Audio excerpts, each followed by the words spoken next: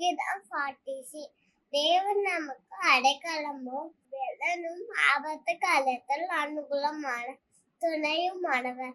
ஆகையால் பூமி நிலை மாறினாலும் மலைகள் நடுசமுத்திரத்தை சாய்ந்து போனாலும் மேலின் ஜனங்கள் கொந்தளித்து பொங்கி அதை பெருக்கின பர்வதங்கள் அதிர்ந்தாலும் நாம் பயப்படும். ஒரு நதி உண்டு, அதில் நீர்க்கால்கள் தேவனுடைய நகரத்தையும் உன்னதமானவர் வாசம் பரிசுத்த சரத்தையும் சந்தோஷிப்பிக்கும்.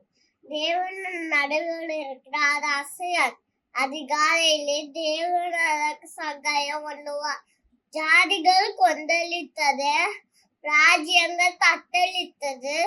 அவர் தமது சத்தத்தை முழங்க பண்ணினார். பூமி உருகி போயிடுச்சு. சேனைகளின் கர்த்தர் நம்மோடு இருக்கிறார். யாக்கோபின் தேவன் நமக்கு உயர்ந்த அடைக்கலமானவர். பூமியிலே பாதி கடிப்புகளை நடப்பிக்கிற கர்த்தருடைய செய்திகளை வந்து பாருங்கள்.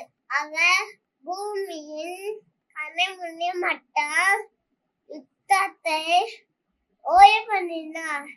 ஈட்டியை முறுக்கி ரதங்களை நெருப்பினால் சுட்டிருக்கிறார். நீங்கள் அமர்ந்திருந்து நானே தேவன் என்று அறிந்து கொள்ளுங்கள். ஜாதிகளுக்குள்ளே உயர்ந்திருப்பேன், பூமியிலே உயர்ந்திருப்பேன். சேனைகளின் கர்த்தர் நம்மோடு இருக்கிறார். யாக்கோபின் தேவன் நமக்கு உயர்ந்த அடைக்கலமானவர்.